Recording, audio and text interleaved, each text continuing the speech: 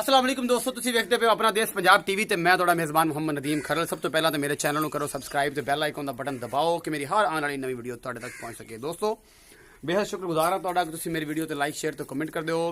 बेहद मुहब्बत है तुहाडी। यही से मुहब्बत नूं लैके आपां इंशाअल्लाह 4000 दे राउंड अबाउट सबसक्राइबर तो पहुंचण वाले अजे सिर्फ 17 दिन होए ने ते दोस्तों इंशाअल्लाह मोनेटाइज च चला गया ते उस तो बाद अगे मामला जिहड़े हुंदे ने यूट्यूब दे वो भी चैनल उस मामले तक भी पहुंच गया। अज भी तुहाडे वास्ते मेरे दोस्त बड़े कहते हैं कि तुसीं व्यापारियों दी मझां विखांदे हो, गावां विखांदे हो, घरां दी नहीं विखांदे। अज तुहाडे वास्ते तुहाडा वीर एक घर दी मझ लैके हाजिर होया जनाब। मझ भी है, गां भी है। जो पुछांगे मालक नूं कि वह की करदा है ते इंदा रेट की है या की मुनासबत है उहदी। जनाब एक जड़े ने अपने फार्मर ने तो उन्होंने नाम शाम भी पूछांगे। यह जनाब मेरे पिछे एक बड़ी खूबसूरत हसील वैड़ नजर आ रही, सिरों गोनी है, शाह काला रंग है जनाब, क्रॉस गां है। तुसीं पूरा वजूद इहदा वेख रहे पे हो। कैमरामैन साहब विखाओ यह पूरा इंदा थोड़ा जिहा वड्डा करके कैमरा अगे ले जाके बिल्कुल पहलण हैगी है जनाब। बिल्कुल थन इंदा काला शाह थन है, सफेद चड्डा है, क्रॉस वैड़ है, पहलण तुसीं देख सकते हो। पूरे कैमरे दे पिछला हिस्सा सारा विखाओ कैमरामैन साहब, पिछला हिस्सा पूरा दिखाओ जनाब। कैमरामैन साहब ये पूरा दिखाओ जी, इत्थों पूरा दिखाओ, पूरा दिखाओ जी, पूरा दिखाओ। पूरा मूँह मेरा दोबारा वेख रहा है, मेरे कैमरामैन दिखा रहा है। तो यह जनाब पूरा इहदा चड्डा भी विखाओ जी इस वैड़ का। ये जो वैड़ है जनाब अजे 15 दिन लैंदी है जनाब। इन्हें मालक मैं पूछा लेकिन मालक भी पूछांगे कि इनका की हिसाब किताब है। उस तो बाद बड़ी खूबसूरत एक मझ एक झोटी भी खड़ी है जनाब। ए जनाब मैं विखा रहा तुहानूं। ए जनाब एक मझ ये पहलण झोटी है जनाब। ये पिछे बिल्कुल इहदा मूँह है, पूरा मरले मरले का थन लग्या है, बड़ी खूबसूरत है जनाब, बिल्कुल सोहनी चंगी ये पहलना जनाब। इहदे पिछे कट्टा है जनाब, बिल्कुल मूँह विखा रहा है। इस मालक नूं पुछने इस गां का रेट जो इस जो अपना छोटा घरे उन्होंने डेयरी फार्म बनाया है उस डेयरी फार्म में जो वड्डी मझ भी खड़ी लंडी है इन्हें उन्हें घर की रखी हुई है। इन्हें उन्होंने की करना है मालक नूं पुछांगे कि हिसाब किताब की है। अगर कुछ इन्हें बेचनी है कि सिर्फ शौकी है, सानूं सद लिया इथों तो उसकी मेहरबानी है कि सानूं उन्हें चाह चू भी पवाई है जनाब। अस्सलाम वालेकुम जनाब, थोड़ा जी उच्चा बोलना है। इत्थे आ जाओ, इत्थे आ जाओ, इत्थे आ जाओ।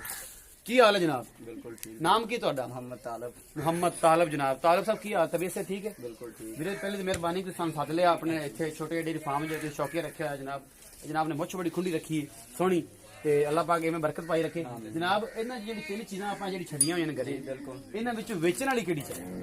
वैड़ बेचने वाली। ए वैड़ वेचण वाली। थोड़ा जिहा उच्चा बोल, कुछ भी नहीं हुंदा। मैं किन्ना उच्चा बोलदा? ऊंची बोलिए। इन्ना कुछ बोल जिन्ना को होर बोल रहा से। अच्छा क्योंकि आवाज थोड़ी जी माइक जोड़ा है ना सेंसर पूरा काम नहीं करता पिया ते मेरे कोल खलो यहीं कर कैमरे दे विच आवें। ए वैड़ बेचनी है? हाँ जी। अच्छा जी ए वैड़ जिहड़ी है पहलण है? बिल्कुल जी। ते पहले मूंह किवें है? मुंह किवें वेख लो। इनू विखा सकना मूंह फाड़ के अंदर? विखाओ जी। मुंह चौकी है, छिगी है के मतलब दोंदी है, ये सारा साहब तो दसना है क्योंकि नेट का दौर है तो दुनिया बड़ी फॉरवर्ड है। ते इनका पूरा मुंह फाड़ के विखा ना, तेरे को तो गां भी नहीं काबू आंदी पई। भाई गां किवें अस तो कदे लाडली साडी गां है। लाडली है तो ना मुंह फाड़ के विखा ना मेरे वीर। अगर नहीं फड़ांदी भी तो खैर है, पता ही उसे इनकी उम्र कितनी है। भाई छड़ दे, सट ना लवा ली, किते सट ना लवा ली। आ देख लो। ये जनाब दोंदी है, दोंदी है कि चौगी है, जो भी है दंद बुखार है जनाब। मेरा कैमरामैन तुहानूं सारे छड़ दे भाई, छड़ दे वीरा, छड़ दे बस। ये जो भी है तुहाडे सामने, दोंदी है, चौगी है, छिगी है, जो भी है तुहाडे सामने। ये जनाब मेरे वीर ये किन्ने दिन लैंदी है? 15 दिन लेंदी जी। 15 दिन लैंदी है। हाँ जी। अच्छा कोई इनका पता है कि दुध कितना करेगी?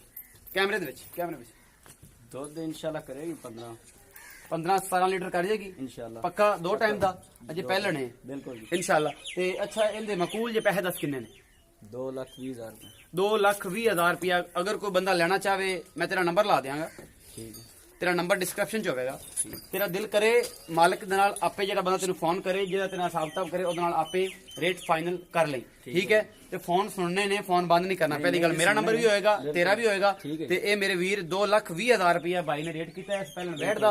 ते जनाब नंबर डिस्क्रिप्शन तालब साहब का नंबर मैं ला देंगा। आपे ना रब्ता करके ना कोई मझ खरीद लेना या गाय ना कोई जी हैगी वो खरीदना। होर कोई है गां मझ तो नहीं बेचनी? नहीं नहीं, अपने शौकिया। ये शौकिया मझ झोटी रखी माशाल्लाह सोहनी हैगी। कोई बंदा अगर लाना चाहे तो फिर की करेगा?